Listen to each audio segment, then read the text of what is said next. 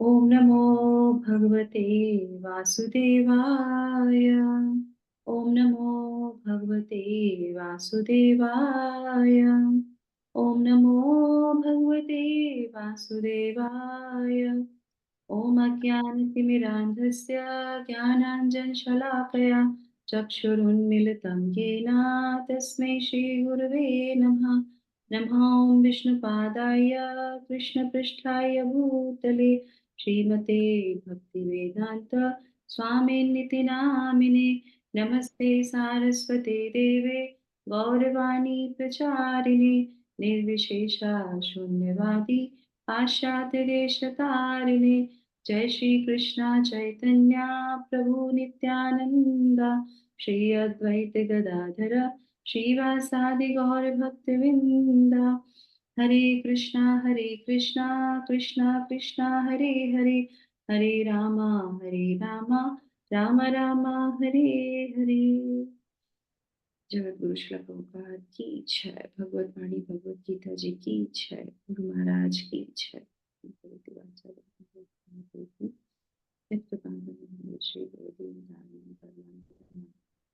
श्री चैतन्य। हरे कृष्णा। सभी लोगों को मेरा सादर प्रणाम और thank you so much for joining this morning japa session and Bhagavad Gita session. तो अभी हम लोग जो है भगवान की अनुकंपा से, शिला प्रभुपाद जी की कृपा से भगवद गीता के ज्ञान सेक्शन में है ना, तीसरा चरण चल रहा है हमारा भगवद गीता का।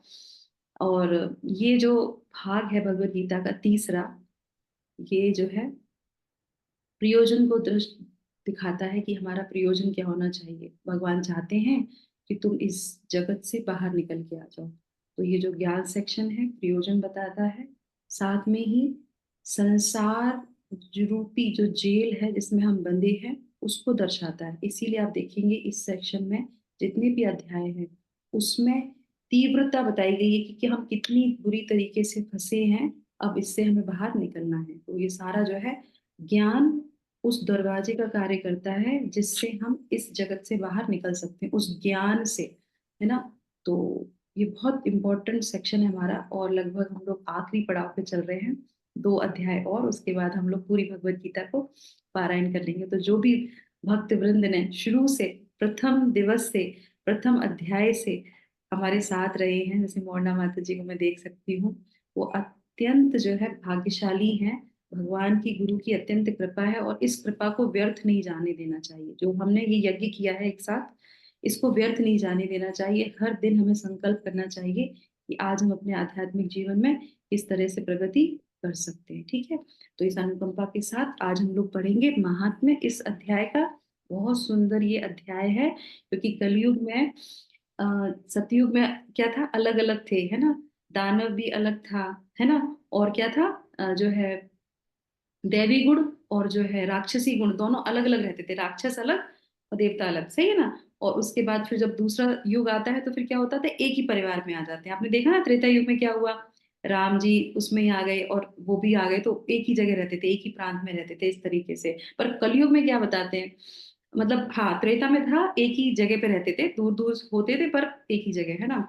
और उसके बाद द्वापर में क्या था, परिवार में, एक ही परिवार में राक्षस भी है और जो है वो भी हैं, दैवी गुण भी है और आसुरी गुण भी है। पर कलयुग में एक ही व्यक्ति के अंदर दैवी गुण भी होता है और आसुरी गुण भी होता है। तो हमारे लिए बहुत जरूरी, क्योंकि कहीं बाहर वाला कोई असुर है, बाहर वाला असुर नहीं है, हमारे अंदर ही असुर बैठा हुआ है। तो इसलिए बहुत इंपॉर्टेंट है ये जो अध्याय हमारा है, स्वभाव के बारे में बताता है। तो आज हम इसकी महिमा पढ़ेंगे और फिर सारे श्लोकों को जो है एक बार पारायण करेंगे पूरा, क्योंकि भगवत गीता के अध्यायों को पढ़ना, उनके श्लोकों को पढ़ना ही अपने आप में पूर्णता दर्शाता है, क्योंकि ये ब्रह्म शब्द हैं, भगवान के शब्द हैं। आप लोग को मेरी स्क्रीन दिख रही है?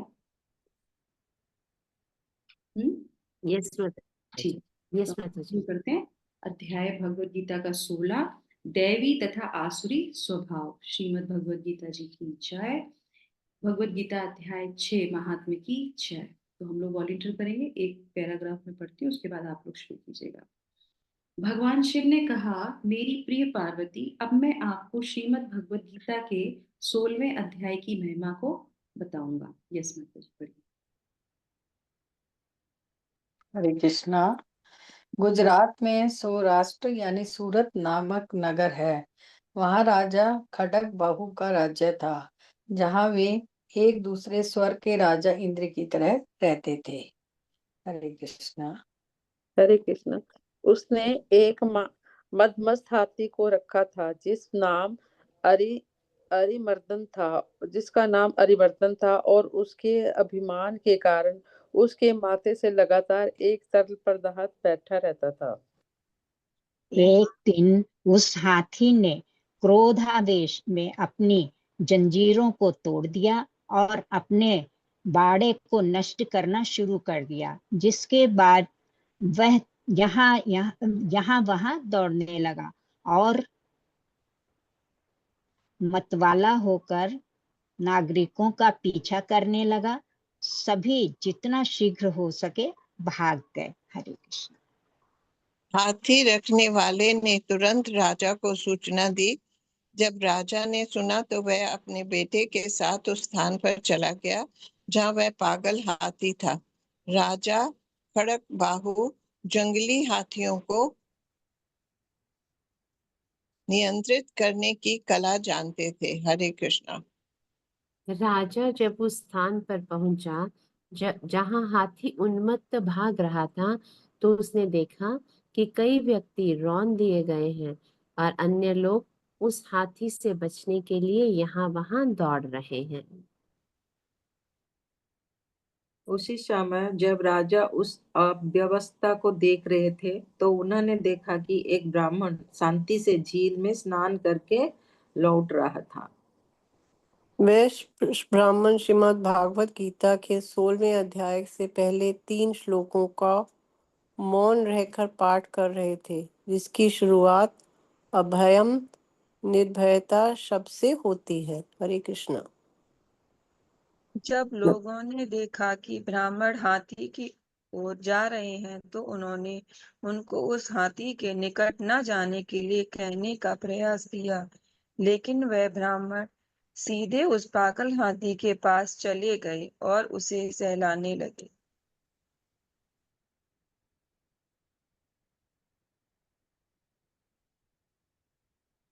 जब हाथी ने ब्राह्मण को आते देखा तो वह तुरंत सारा क्रोध खो बैठा और शांति से लेट गया।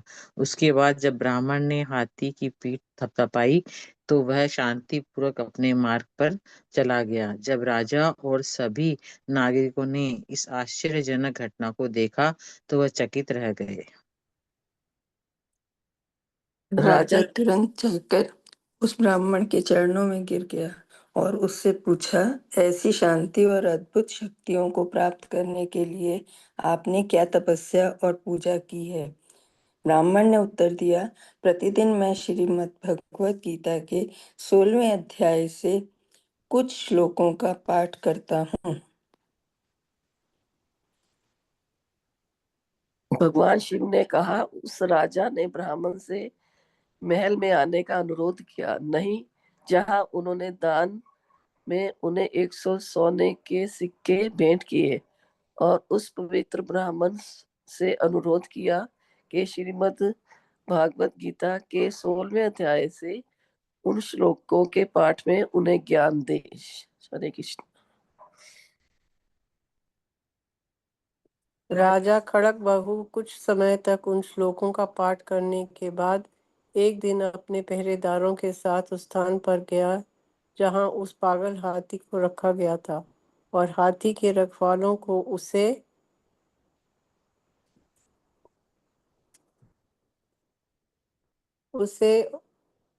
उसे छोड़ने का आदेश दे दिया था। इस पर राजा से नागरिक ये सोचकर अद्विक हो गए कि हाथी फिर से उन्मत्त होकर भागना शुरू कर देगा। राजा उस पागल हाथी के समक्ष चला गया, जो तुरंत लेट गया। रूपमयी माता जी, आप पढ़ना चाहेंगी? हरे कृष्ण। विशालिनी माता जी।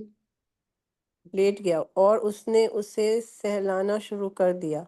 इसके बाद राजा अपने महल में लौटे और अपने पुत्र को सिंहासन पर स्थापित करके वन के लिए प्रस्थान कर दिया, जहां उन्होंने श्रीमद् भागवत गीता के 16वें अध्याय के से उन श्लोकों का पाठ कर भगवान श्री कृष्ण की पूजा की और बहुत जल्दी उन्होंने भगवान श्री कृष्ण के चरण कमलों की प्राप्ति की। जो कोई भी श्रीमद् भागवत गीता के 16वें अध्याय का पाठ करता है, चाहे वे कितना भी पापी क्यों न हो, वे राजा खड़गबाहु के समान बहुत शीघ्र भगवान श्री कृष्ण के कमल चरणों को प्राप्त करता है। हरे कृष्ण कृष्ण कृष्ण हरे हरे, हरे राम राम राम हरे हरे। थैंक यू माता जी, दंडवत प्रणाम। Hare Krishna. Krishna, thank you so much माता जी। तो वो जो ब्राह्मण थे वो कौन सा चैप्टर पढ़ते थे भगवत गीता का? 16। माता जी। और उससे पहले क्या पढ़ते थे? उससे पहले क्या पढ़ते थे? 3 श्लोकों को पढ़ते थे। कौन से 3 श्लोक हैं वो? आप देखिए, पहले तीन श्लोक पहले 3 श्लोक हैं और पहले 3 श्लोकों में भी जो पहला अक्षर है वो बहुत इंपॉर्टेंट है। वो क्या है? अभयम। तो जो हम ये क्या है, इसीलिए बोलते हैं कि ये शब्द ब्रह्म है।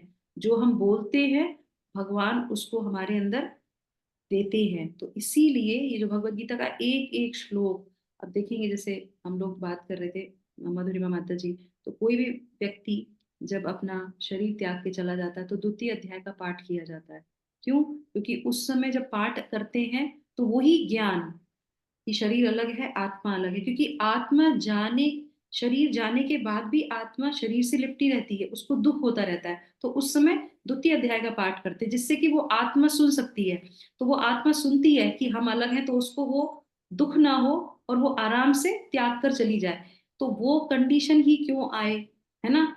हमको जीवित रहते रहते भगवत गीता के सारे अध्यायों को पढ़ना है, उसके बाद समझना है और फिर अपने जीवन में उतारना है। तो पहला चरण हमारा पढ़ने का होता है। तो कुछ नहीं समझ में आ रहा तो कोई बात नहीं, पढ़ते पढ़ते, क्योंकि ये शब्द ब्रह्म है, ये अपने आप ही हमारे पर असर करता है। जैसे वो ब्राह्मण के ऊपर किया तो वो सारी शक्ति हमारे अंदर आती। तो ये सारे गुण इस अध्याय में हम लोग दैवी गुण, आसुरी गुण, ये सब देखेंगे। और ये दोनों गुण हमारे अंदर है, किसी और के लिए नहीं। भगवत गीता हमारा मैनुअल है, हमारे लिए कि हमको अपनी लाइफ कैसे चलानी है। तो अभी हम लोग, आप लोगों का बहुत बहुत धन्यवाद पार्टिसिपेट करने के लिए। और मैं सबसे रिक्वेस्ट करूंगी कि सुबह का जो हमारा, कल ही हम लोग जब है क्लास सुन रहे थे, कल सुन रहे थे नहीं, सैटरडे को मैं क्लास अटेंड कर रही थी श्रीवास प्रभु की। तो वो भी यही बता रहे थे कि सुबह के ब्रह्म मुहूर्त में जब हम कोई भी पठन का कार्य करते हैं, और वो तो ये भी कह रहे थे कि अगर हो सके तो जपा करने से पहले थोड़ी देर शिला प्रभुपाद की पुस्तकें पढ़नी चाहिए। पर हम तो पूरे दिन पढ़ते हैं शिला प्रभुपाद की पुस्तकें और सुबह भी पढ़ते हैं। तो हम लोग सुबह अपना नाम जप कर लेते हैं, तो हम लोग बहुत सुचारू रूप से चल रहे हैं। ये पद्धति अगर कोई अपने जीवन में अपना रहा है तो बहुत अच्छा है। पर अगर कोई नहीं अपना पाता है, पूरे दिन तो कैसे भी वो चैंटिंग कर ही लेगा, भगवान का नाम ले ही लेगा, क्योंकि उसने भगवान से अपने आप को वो बांध रखा है। पर फिर भी अगर नहीं पढ़ पाता है तो सुबह ही सुबह उठ के सबसे पहले भगवत गीता खोल के एक श्लोक पढ़ लीजिए, तात्पर्य पढ़ लीजिए, शिला प्रभुपाद की कृपा मिलेगी, भगवान की कृपा मिलेगी। उसके बाद अपना पूरा दिन चलाना चाहिए। जो लोग कहते हैं ना हमको टाइम नहीं मिलता पढ़ने का, सुबह उठ के सबसे पहले भगवत गीता के दर्शन करिए, पढ़िए और उसके बाद जपा कीजिए, भगवान के दर्शन कीजिए, क्योंकि ये स्वयं भगवान के रूप में विराजमान रहते हैं। तो इसलिए हमारा बहुत अच्छा है, भगवान की बड़ी कृपा है, शिला प्रभुपाद की बड़ी कृपा है कि हम लोग सुबह इस ब्रह्म मुहूर्त में भगवत गीता का पाठ करते हैं। ठीक है, तो अभी हम लोग पढ़ेंगे श्लोकास। ठीक है, तो एक एक दो दो माता जी मिलके वॉलंटियर कर लेंगे। शुरुआत करती हूँ मैं। श्री भगवान उवाच अभयम अभयम सत्व संशुद्धि ज्ञान योग व्यवस्थितिः दानं दमः च यज्ञः च स्वाध्यायः तपः आर्जवम् अहिंसा सत्यम् अक्रोधः त्यागः शान्ति अपेष्णुतम् अपेष्णुनम् दया भूतेषु अलोलुप्त्वं मार्दवम् हि अचापलम् तेजः क्षमः धृतिः शौचम् अद्रोहः नः अतिमानितः भवन्ति सम्पदं दैवीम् अभिजातस्य भारत। पढ़िए माता जी नेक्स्ट श्लोक। आप लोग वॉलंटियर करिए एक एक श्लोक का। हरे कृष्णा। हरे कृष्ण। निज क्षमा धृति शौचम औद्रः नातिमानिता भवन्ति सम्पदं देवीं अभिजातस्य भारत। चार वाला श्लोका पढ़ना माता जी। दम्भो दर्पोऽभिमानश्च, ये वाला सुशीला सखी माता जी, फोर्थ वाला। दम्भ दर्प अभिमानश्च क्रोध पारुष्यमेव च अज्ञानं चाभिजातस्य पार्थ सम्पदमाशुरीम्। दैवी संपत् विमोक्षाय निबन्धाय आसुरीमता मा शुचः सम्पदं दैवीम् अभिजातोऽसि पाण्डव। दो भूत सर्गो लोके अस्मिन् दैव आसुर एव च दैवो विस्तरशः प्रोक्त आसुरं पार्थ मे शृणु। परवृत्तं च निर्वृत्तं च जना न विदु आसुरा न शोचं न अपि च आचरं न सत्यं तेषु विद्यते।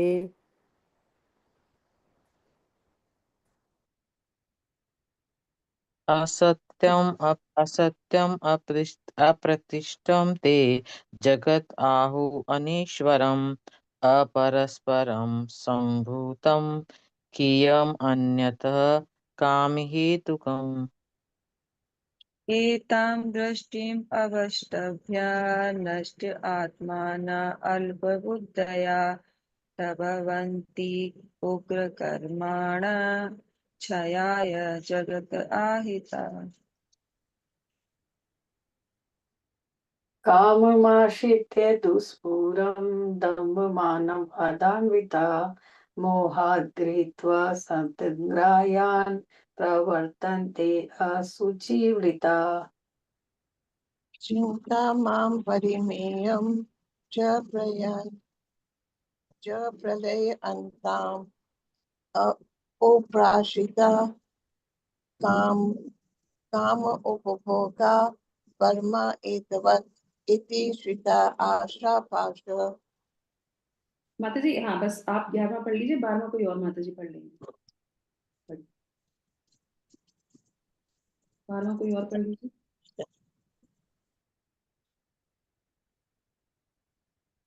श्लोक संख्या 12 माता जी। हाँ, यस।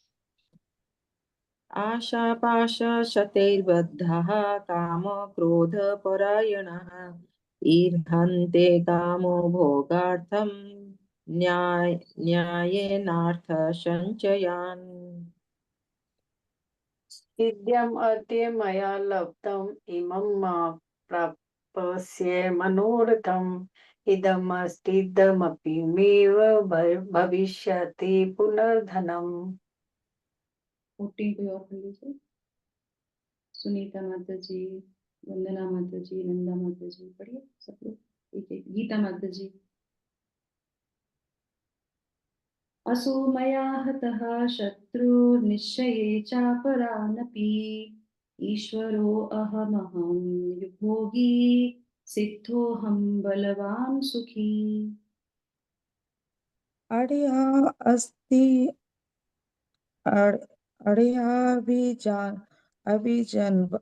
अभिजन्वान् अस्मिन् कः अन्या अस्ति सदृशा मया यक्षे दास्यामि मोदेशे इति अज्ञानविमोहिता। अनेकचित्तविभ्रान्ता मोह जालसंवृतां प्रसक्तां कामभोगेषु पतन्ति नरके आशुचो। आत्मसम्भाविताः स्तब्धा धनमानम् अदान्विता यजन्ते नाम यज्ञहते दम्भेनाविधिपूर्वकम्।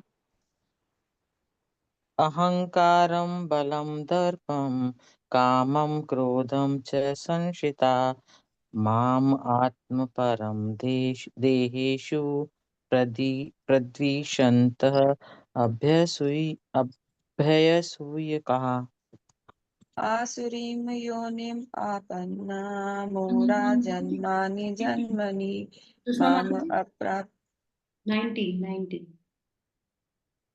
सॉरी तान अहं द्विषताकुरान् संसारेषु नर अधमान् क्षिपामि अजस्राम अश्रुभान् आसुरीषु एव योनिषु।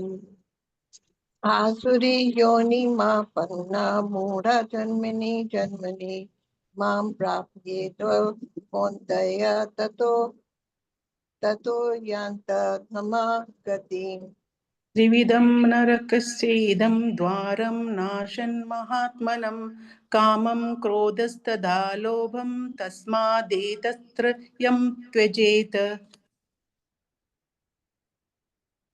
एते विमुक्ता कौन्तेय तमः द्वारे त्रिभिः नरः अचरति आत्मनाश्रया तत् याति परां गतिम्। यः शास्त्रविधिम् उत्सृज्य वर्तते कामकारतः न सः सिद्धिं वाप्नोति न सुखं न परां गतिम्।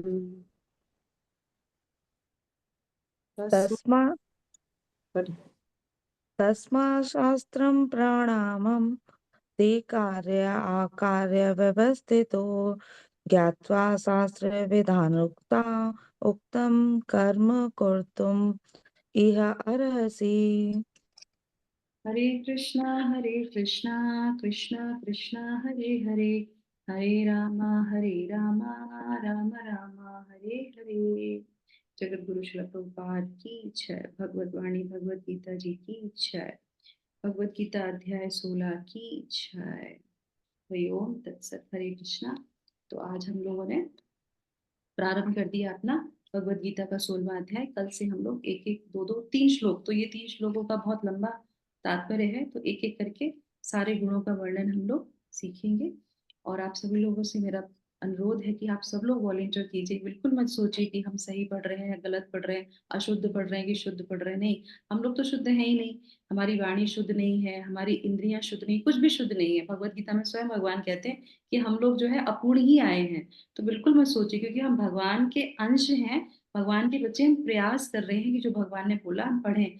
तो अशुद्ध शुद्ध जो भी हो, धीरे धीरे शुद्धि आ जाएगी, ये मत सोचिए। पर हम प्रयास कर रहे हैं। एक इतना सुनिए, आप देखिए, इसमें बताते हैं कि एक श्लोका भी नहीं, आधा श्लोका भी नहीं, उसका भी चौथाई श्लोका वो भी नहीं, अगर आप एक शब्द भी बोलते हैं भगवत गीता के एक श्लोक का, तो भी भगवान आपको पूरी कृपा प्रदान करेंगे। तो भगवान बहुत मर्सीफुल है। तो बिल्कुल मत डरिए, जैसा भी आपको आता है वैसा हमको पढ़ना चाहिए। भगवान उसमें हमें कृपा, हम प्रयास कर रहे हैं भगवत गीता को पढ़ने का, बस। परफेक्ट नहीं है हम लोग, कोई ज्ञानी और बहुत बड़े पंडित थोड़ी ना है तो बिल्कुल शुद्ध पढ़ेंगे। तो बिल्कुल चिंता मत कीजिए, सब लोग वॉलंटियर कीजिए। सुबह सुबह ब्रह्म मुहूर्त में हम लोग भगवत गीता पढ़ते हैं, इससे अच्छा कुछ हो ही नहीं सकती मर्सी भगवान की। तो सब लोग वॉलंटियर किया कीजिए, थोड़ा थोड़ा एक एक श्लोक पढ़ने का, ठीक है। चलिए, तो इसी के साथ सत्र को यहाँ पे विराम करते हैं। आपका दिन बहुत बहुत शुभ हो, मंगलमय हो, इसी कामना के साथ।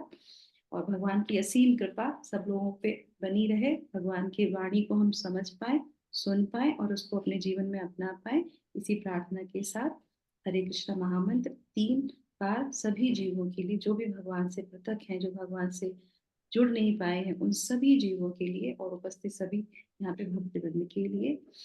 हरे कृष्णा कृष्णा कृष्णा हरे हरे, कृष्णा हरे हरे हरे रामा हरे राम रामा राम राम हरे राम हरे हरे हरे हरे कृष्णा हरे कृष्णा कृष्णा कृष्णा कृष्णा कृष्णा कृष्णा हरे हरे हरे हरे हरे रामा राम राम हरे हरे हरे कृष्णा कृष्णा कृष्णा कृष्णा हरे हरे कृष्णा हे हरे रामा हरे राम हरे रामा हरे रामा हरे राम हरे रामा हरे हरे। हरे कृष्णा।